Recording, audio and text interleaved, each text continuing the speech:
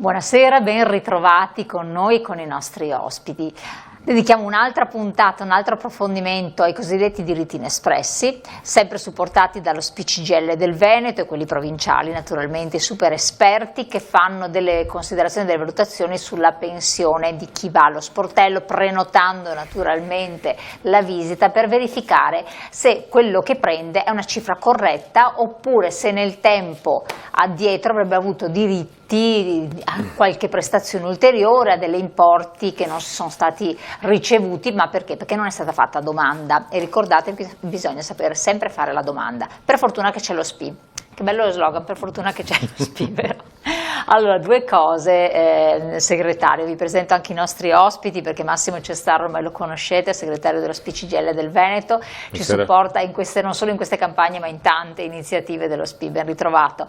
Questa volta è accompagnato da Maria Pistorello, segretaria SPI-CGIL di Vicenza, ben ritrovata, Antonella Franceschini, segretaria SPI-CGIL di Padova, ben arrivata, e Celeste Bigoni, segretaria SPI-CGIL di Rovigo. Buonasera. Che rappresentano tutte le province del territorio veneto, è vero segretario? Perché tutto sommato a livello regionale siete a posto con i diritti inespressi. Però c'è da fare una premessa, c'è il rischio truffe in questo periodo che incombe? Abbiamo detto altre volte, adesso noi facciamo questa campagna sui diritti inespressi che sono quei diritti che i pensionati hanno ma che non sanno di avere. E se uno non sa di avere un diritto neanche lo chiede, e quindi noi facciamo questi momenti di informazione e di comunicazione. In questo senso ringraziamo anche TV7 perché ci dà una mano, insomma, a spiegare ai pensionati che devono fare la verifica dei loro trattamenti pensionistici. Ora, siccome questa campagna sta avendo un successo importante, nel 24, nella seconda metà del 24, noi abbiamo recuperato dall'INPS a favore dei pensionati una cifra attorno ai 2 milioni e mezzo, che insomma sono cifre importanti. Poi vedremo i casi e insomma sono a volte dei ritorni davvero significativi dal punto di vista dei trattamenti, ma non vorremmo che in questa nostra campagna si infilassero dei truffatori. Lo dico perché nelle settimane scorse addirittura lo stesso INPS ha inviato delle mail a quelli di cui aveva la disponibilità dell'indirizzo di posta elettronica per dire attenzione perché vi arrivano richieste falsamente dall'INPS in cui vi chiedono i dati bancari, vi chiedono di fare dei collegamenti con link, di fornire dati sensibili, e l'INPS dice non siamo noi non chiediamo questi dati, e quindi attenzione alle truffe. Lo diciamo perché appunto facendo noi qua in Veneto una campagna molto forte sui diritti inespressi, non vorremmo che qualcuno telefonasse al pensionato spacciandosi per un volontario dello SPI-CGIL,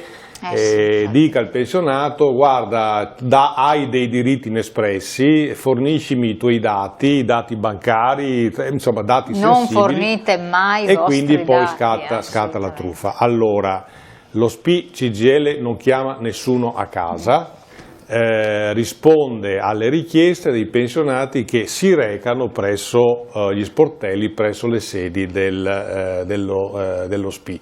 Quindi diffidare sempre da quelli che telefonicamente si spacciano, come abbiamo visto anche in qualche altra puntata, addirittura per rappresentanti dell'Arma dei Carabinieri, adesso come INPS appunto. Oppure scrivono con intestazione della banca, ma non è la banca che scrive. Esatto, e in molti casi le truffe, siccome sono dei professionisti che fanno queste truffe, diciamo la truffa è fatta bene, cioè nel senso che si presentano con messaggi SMS o posta elettronica con il logo della banca o il logo della Polizia di Stato, eccetera. Quindi molta attenzione nel caso specifico, siccome stiamo parlando di recuperi importanti anche dal punto di vista trattamenti economici, lo SPI CGIL non chiama pensionati a casa. Chiaro. Quindi le pratiche che vengono messe in atto sono sempre, soltanto ed esclusivamente su richiesta del pensionato. Chiarissimo, quindi questo è fondamentale. Poi sono tante le cose che possono essere richieste effettivamente, per cui anche non vergognarsi di andare a chiedere, perché c'è un altro aspetto che tante volte si trascura, che è un po' come quando si è oggetto di truffe, di raggiri, si va all'associazione consumatori o non si va all'associazione consumatori, se no non si va a fare denuncia o querela, eccetera. Una persona ha dei diritti, qua stiamo vedendo cos'è che si può recuperare, le prestazioni legate all'invalidità civile, l'importo aggiuntivo, la maggiorazione, l'integrazione del trattamento minimo, e si ha quasi vergogna di andare a chiedere, perché sì, anche sì. in tanti casi succede anche questo. No, ma cioè, non è che tutte le persone sono uguali, ed è legittimo. È vero, diciamo, dobbiamo dire, stiamo dicendo ai nostri pensionati che siamo in un ambito di assoluta normalità, insomma, esatto. Nel senso che, poi magari lo diremo anche sull'INPS, nel senso, vabbè, diciamo all'alba del terzo millennio magari si potrebbero incrociare i dati, insomma, ecco, quindi e verificare diciamo già alla fonte se quel pensionato ha un diritto o meno, però diciamo siamo nell'ambito di un'assoluta normalità, per cui il pensionato si rivolge allo SPI, si fa verificare la propria pensione. Può essere benissimo che sia tutto quanto a posto e non c'è nessuna vergogna, e non c'è nessun problema, e può darsi invece che quel pensionato abbia dei diritti. È importante farlo perché dopo 5 anni quei diritti vanno in prescrizione. Bravissimo, questo è fondamentale. Avremo e abbiamo dei casi nei quali quel pensionato magari aveva quel diritto da 7, 8, 10, 15 anni, in realtà possiamo recuperare gli arretrati solamente per gli ultimi 5 anni, naturalmente con l'adeguamento del trattamento pensionistico che gli dura per tutta la vita, ma quella parte precedente, quella antecedente i 5 anni la perde. Ecco, e quindi è sempre utile perdere 5 minuti, andare nelle sedi dello SPI, trova sempre delle persone simpaticissime, i nostri sono volontari, quindi insomma quindi tutto quello che mettono a disposizione. Ma professionisti.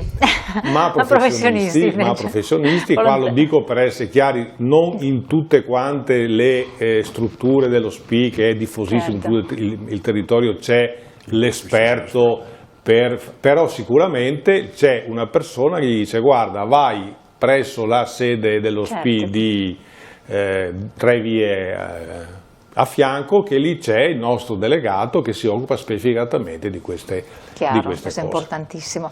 Allora voi dite: ma quali sono questi casi? Ne abbiamo già parlato, quindi vi invito anche a ricercare le scorse puntate che hanno approfondito questi temi, ma noi a bomba andiamo su Franceschina, segretaria di Padova, che ci racconterà di un caso: maggiorazione sociale. Allora, riguardo a questi casi c'è da dire che, come abbiamo detto la volta scorsa, molto spesso stiamo parlando di redditi molto bassi. Nello specifico parliamo di un pensionato di 88 anni titolare di assegno sociale. L'assegno sociale, ricordo, non è una pensione ma una prestazione assistenziale che viene riconosciuto a chi non ha un montante contributivo sufficiente per avere una pensione appunto derivante dal lavoro, oppure che non ha versato, non ha diciamo lavorato presso le aziende o datori di lavoro, e quindi insomma, e molto spesso ricordiamo che quelle persone che non hanno potuto lavorare perché magari si sono dedicate alla cura familiare. Infatti questa è una signora di 88 esatto, anni. È una signora di 88 anni, titolare, che avrebbe potuto passare ancora meglio gli ultimi anni di vita, perché gli siete riusciti a recuperare una bella cifra. Esattamente. Sì. Allora, appunto, non essendo una pensione ma una prestazione assistenziale, viene riconosciuta a step, nel senso che la signora l'ha percepita a 65 anni, poi nel tempo l'età per poterne averne diritto è aumentata, infatti ad oggi si percepisce dai 67 anni, però poi ci sono dei vari step con delle maggiorazioni riconosciute col passare del tempo. Se però non vengono chieste rimane sempre l'importo base senza questo aumento. Quando la signora appunto a 88 anni si è rivolta a noi abbiamo verificato che non erano mai state riconosciute né la maggiorazione sociale, che appunto sono questi importi aggiuntivi, e neanche l'incremento. L'incremento, ricordiamo che del 2001 era quel famoso incremento al milione che però poi viene riproporzionato in base ai redditi del nucleo familiare, perché in questo caso vengono considerati i redditi non solo del richiedente ma anche eventualmente del coniuge. La signora aveva una pensione ridotta perché appunto erogata tenendo conto anche dei redditi del coniuge, però in ogni caso sempre un limite molto basso, perché per avere l'assegno sociale veramente il limite anche coniugale non supera i 14.000 euro, quindi parliamo sempre di redditi molto bassi. Abbiamo verificato che aveva diritto ad avere un importo aggiuntivo di 159 euro mensili. Tenendo conto della retroattività di 5 anni abbiamo recuperato ben 11.300 euro, quindi una bella boccata d'ossigeno per questo nucleo familiare, per questi pensionati. Assolutamente, teniamo conto che se poi uno ha bisogno di un'assistenza familiare o una casa di andare in casa di riposo e tutto, insomma ti dà un attimo l'età in cui si è più fragili, perché necessitano di maggiori assistenze e maggiori cure sanitarie, che diventa importantissimo. Allora, parliamo anche di pensione di vecchiaia, del sistema contributivo, questa volta con Maria Pistorello, da Vicenza, segretaria di Vicenza. E qual è il caso? Tra i tanti che voi avete, so sempre che avete estrapolato dei casi per raccontarli, ma in realtà sono tantissimi. Questo è un caso che è proprio scaturito da una trasmissione come questa, per cui era stato trattato il caso proprio di una signora che, pur avendo un numero esiguo di contributi versati, è riuscita ad ottenere ugualmente la pensione. Ora ricordo che attualmente per avere il diritto alla pensione di vecchiaia ci vogliono almeno 20 anni di contributi, ma con il sistema interamente contributivo, quindi per chi ha versato i contributi a partire dal 1995, bastano 5 anni di contributi versati e al compimento del 71esimo anno di età si ha diritto a una pensione, naturalmente calcolata in base ai contributi che questa persona ha versato. Allora sono venute due amiche. Interrompo solo un attimo, qualsiasi tipo di contratto, perché stiamo pensando appunto a quegli anni che magari c'erano i famosi co-co-co. Stiamo parlando di anni di contributi versati, quindi uno può avere lavorato anche discontinuamente, ma la somma dei suoi contributi è di quell'entità, 5 anni deve essere almeno. Allora queste due amiche sono venute nei nostri uffici, in una nostra sede dello CGIL, una con 10 anni di contributi versati e l'altra 8 anni e 3 mesi, a chiedere: ma noi potremmo rientrare in questa casistica? Allora la signora in questione, quella con 8 anni e 3 mesi di contributi, di 75 anni, aveva cominciato a lavorare dopo il 95 facendo la badante in regola, quindi con contributi versati, tutto regolare, e per questo non aveva mai lavorato prima, pur avendo una certa età. L'amica invece aveva lavorato ma subito da giovane, e quindi quegli anni là erano con contributi versati prima del 95. Per la signora con contributi versati prima del 95 non c'è niente da fare, perché se non hai attualmente i 20 anni non puoi avere la pensione di vecchiaia. Per questa donna invece è stata riconosciuta la pensione di vecchiaia, naturalmente 197 euro al mese, perché è stata calcolata con i contributi che non erano veramente elevati, però insomma ha avuto i suoi 197 euro. Tra l'altro con il sistema interamente contributivo non si ha più diritto all'integrazione al trattamento minimo, perché non c'è più questo, quindi mentre col sistema precedente una persona che era sotto al trattamento veniva integrata. E quindi però in questo caso la signora ha avuto il riconoscimento del suo mensile di pensione e gli arretrati dei 5 anni precedenti. 10.244 Esattamente, 10.244 euro, molto contenta. La sua guarderò amica sempre la televisione. non era contenta per niente, perché diceva in effetti la questione, quei contributi si chiamano i cosiddetti contributi silenti, quelli che la collega Antonella, che ha fatto per tanti anni il patronato Inca, vero Antonella, lo sai bene, che purtroppo non danno diritto ad avere una pensione. Però, lo ripeto, per chi ha versato contributi dopo il 1995, quindi neanche un contributo prima, può esserci la possibilità, con almeno 5 anni contributi versati, la possibilità di avere la pensione di vecchiaia. Perfetto, beh dai, questo è consolatorio, per attenzione. Adesso tutti quanti diranno cosa sono i contributi silenti. Ecco, sono quelli che non danno diritto a nessun tipo di pensione. Una sfortuna, sono cose che è meglio neanche tener conto. Andiamo in pubblicità qualche secondo, poi ritorniamo insieme che abbiamo altri casi da affrontare.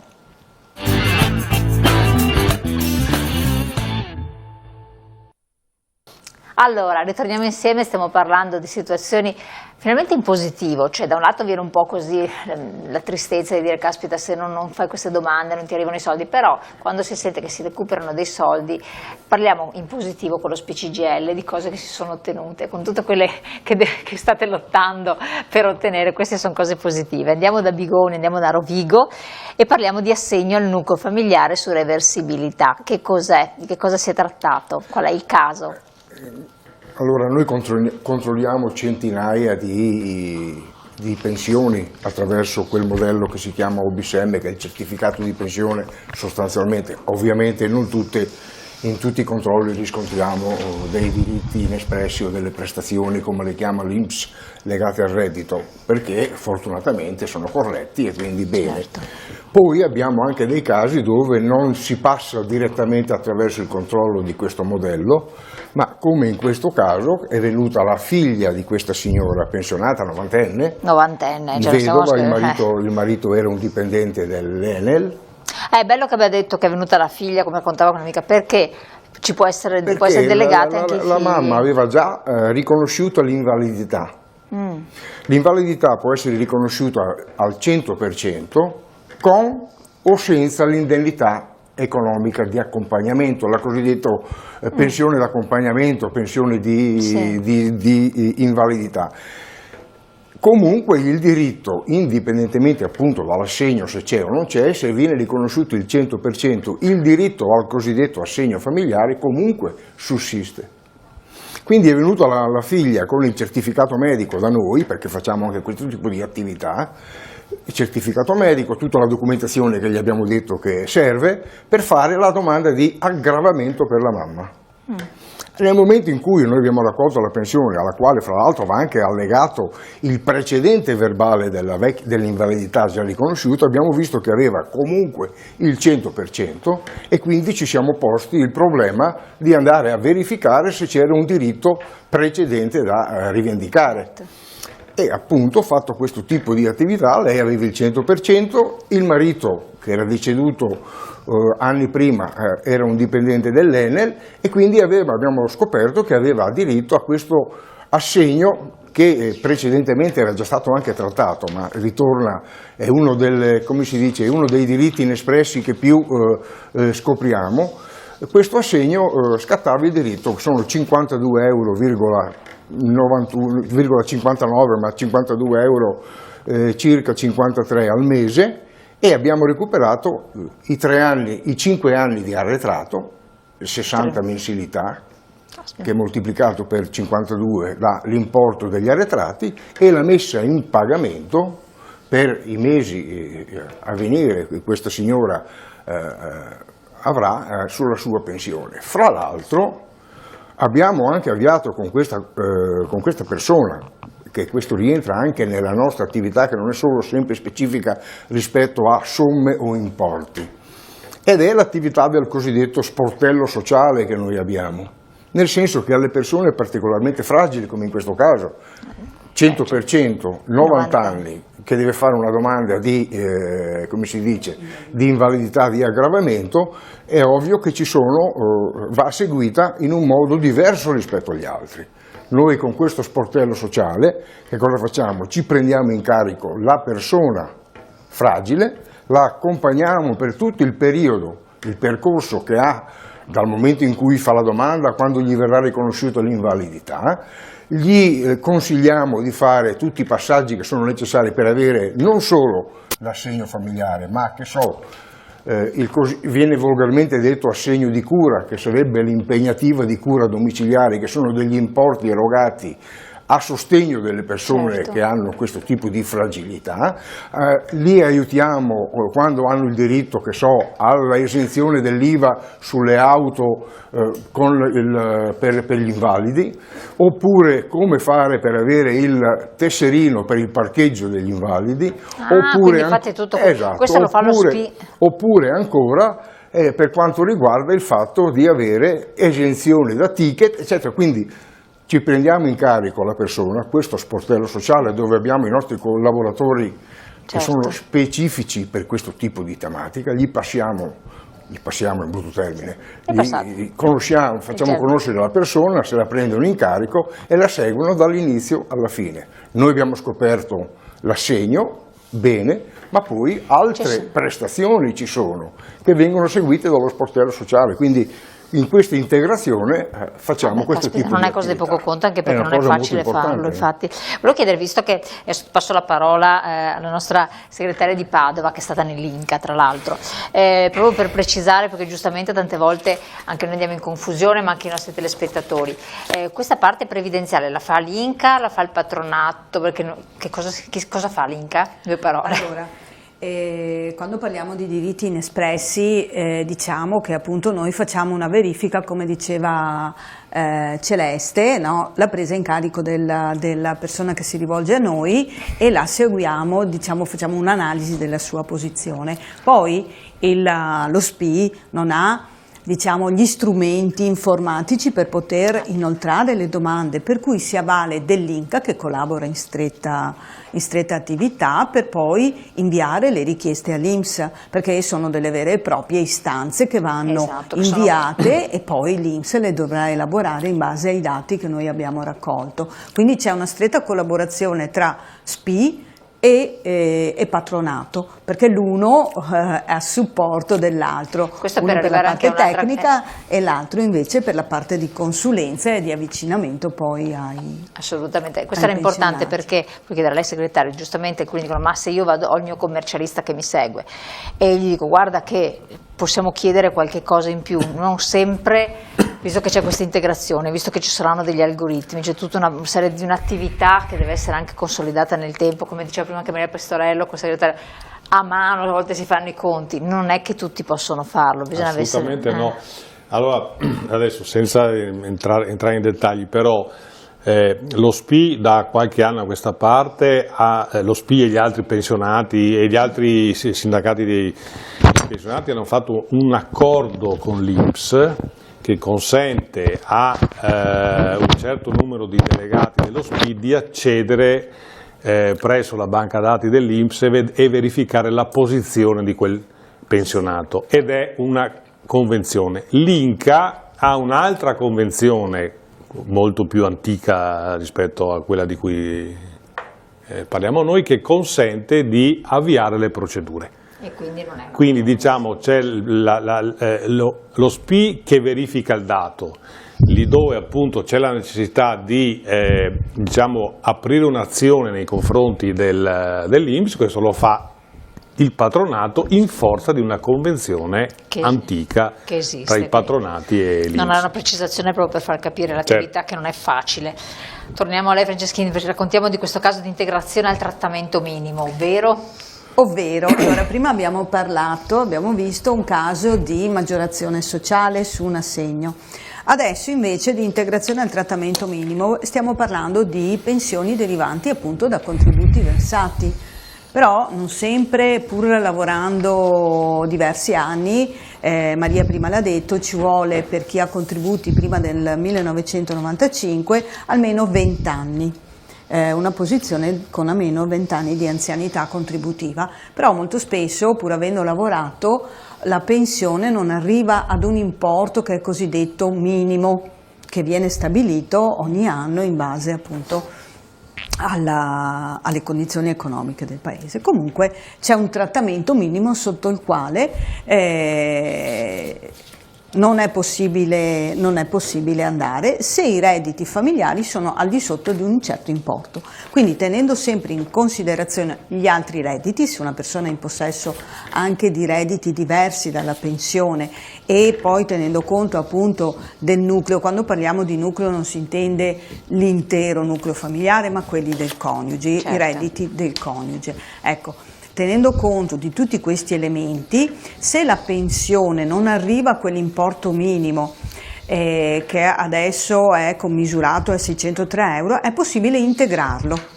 Quindi se la mia pensione a calcolo è al di sotto di questo importo e il complessivo analisi dei redditi mi consente di fare un'integrazione, può essere parziale o totale ovviamente, però mi può portare ad avere minimo quell'importo lì. Perfetto. Quindi è un ulteriore sostegno alle pensioni basse, anche se continuiamo a parlare di importi che... Comunque arretrati per 12.559 euro più 295 euro anche al mese, l'integrazione al trattamento minimo dà diritto al riconoscimento degli arretrati, quindi nel momento in cui si fa la domanda poi si retrocede di 5 anni nella verifica dei redditi e se ci sono le condizioni reddituali vengono riconosciuti, oltre che all'aumento mensile della pensione, anche un arretrato. Perfetto. In questo caso importante perché vediamo il nostro caso è stato esatto.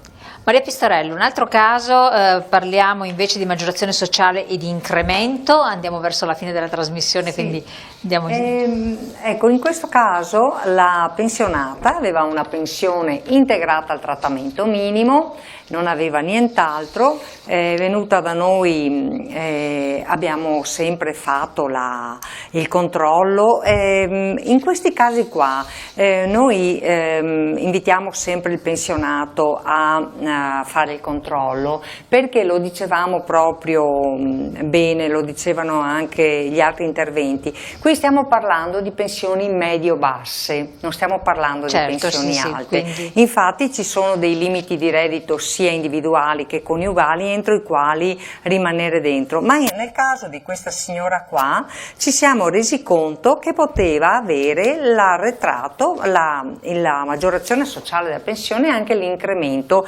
Quindi la sua pensione dai 603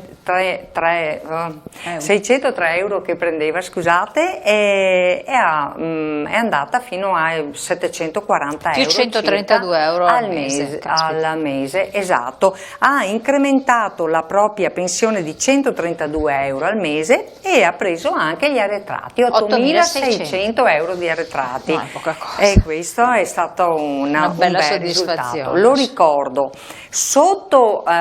Quando una persona ha una pensione integrata al trattamento minimo, quindi ai 600 euro, venga a fare il controllo, perché potrebbe essere che ha diritto a o maggiorazione incremento, insomma, dopo dipende dall'età anche che ha la persona. Importantissimo quanto ha detto Maria Pistorello. Sentiamo cos'altro ci racconta invece la segretaria Franceschini per la concessione del trattamento di famiglia, anche qui una donna molto anziana.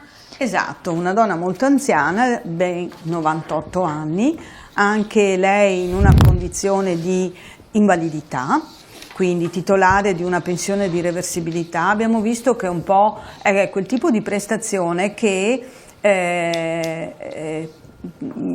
non viene richiesta in automatico, quindi molte persone si trovano ad essere in questa condizione da moltissimi anni senza la consapevolezza di poterne avere il diritto, perché il caso è analogo a quanto prima esposto da Celeste, però vediamo che è proprio quel tipo di prestazione che più sfugge alle persone. Nel momento in cui si diventa invalidi, perché l'invalidità poi può subentrare in età avanzata, non sempre, insomma, no, quindi si è titolari di una pensione di reversibilità magari già da diversi anni, però nel momento in cui si è anche invalidi, appunto c'è la possibilità di chiedere questo assegno per se stesso, e per cui ci troviamo anche a persone che hanno un'età elevata, diamo la possibilità appunto di recuperare questo importo. Ecco, e quindi gli arretrati sono 3.227 euro che avete recuperato, esatto, con 52 euro, quasi 53 esatto, euro preciso. Al mese. Posso precisare Sì. una cosa, che questo tipo però di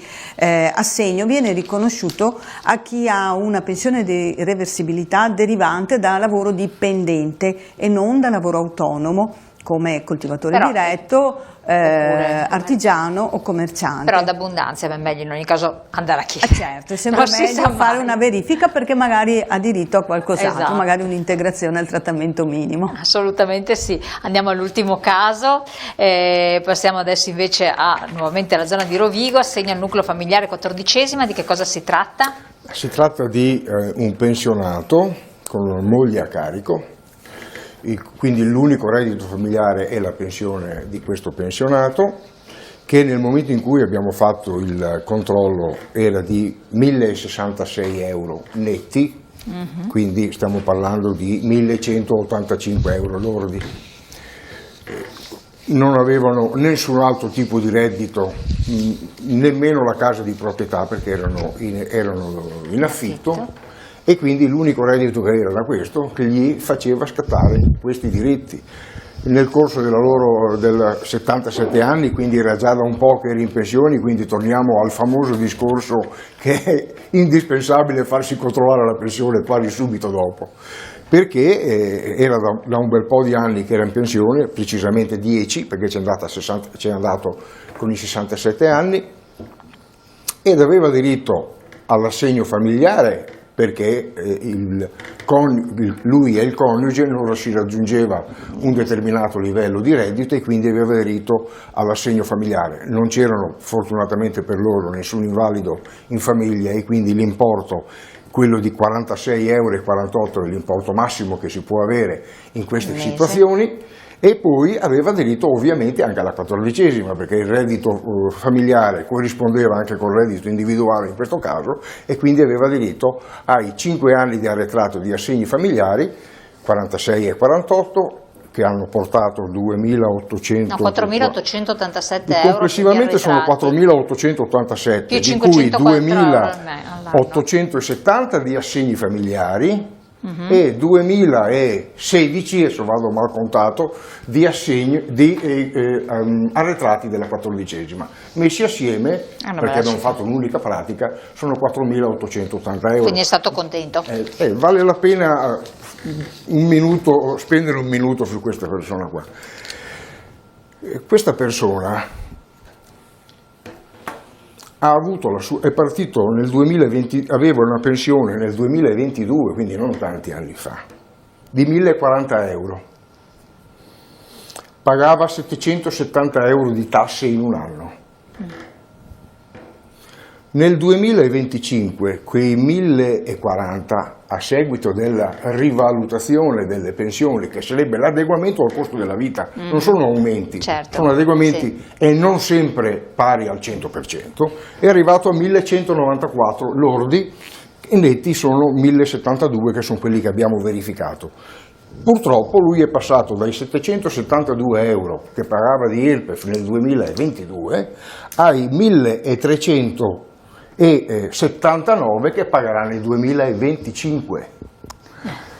Solo questo per effetto dell'aumento del costo della vita e dell'adeguamento al costo della vita, quindi non di aumenti parliamo di adeguamenti che vengono tassati, e quei 46 euro gli saranno appena serviti per recuperare le maggiori tasse che lui paga, certo, visto che le tasse non aumentano. E forse sarebbe anche ora che si pensasse, secondo me, a ripristinare il famoso fiscal drag, si chiama tecnicamente, che sarebbe la non tassazione degli importi legati all'aumento del costo della vita, che servono per mantenere inalterato il potere d'acquisto. Se no il nostro potere d'acquisto finisce per terra. Finisce come siamo oggi. Esatto, e anche peggio. Allora grazie anche a lei segretario Celeste Bigoni, segretario SPCGL di Rovigo, grazie a Antonella Franceschin, segretaria SPCGL di Padova, Maria Pistorello, segretaria SPCGL di Vicenza e naturalmente Massimo Cestario, SPCGL del Veneto. Una battuta di chiusura velocissima. Oggi qui noi abbiamo avuto i rappresentanti di Rovigo, di Vicenza e di Padova, ma è bene che si sappia che trovate analoghe competenze, analoghe disponibilità a Treviso, a Venezia, a Verona e a Belluno, cioè noi siamo presenti in tutte le province del Veneto e naturalmente con tanti delegati volontari e professionisti che sono in grado di dare le risposte ai pensionati. Se una persona che ci sente e ci segue, come è successo, quindi noi leggiamo tutte quante le vostre istanze, le vostre mail, è da fuori regione, da un'altra parte d'Italia, può interpellare il Veneto, lo SPCGL del Veneto, iscrivendosi allo SPI? Un consiglio glielo diamo, naturalmente però chiedendogli di rivolgersi alla sede, alla struttura, ma perché poi c'è una pratica INCA che la fa quel territorio lì, cioè l'INCA del Veneto non può lavorare una pratica di un... Però comunque chiedere un parere è sempre possibile. Grazie anche a lei segretario. Allora cari telespettatori, detto questo, fate le vostre considerazioni e riflessioni, non esitate, andate, prendete un appuntamento, fate controllare la vostra pensione. Grazie ai nostri esperti, ai nostri ospiti, a voi lascio alla pubblicità, noi ci rivediamo dopo, la trasmissione continua.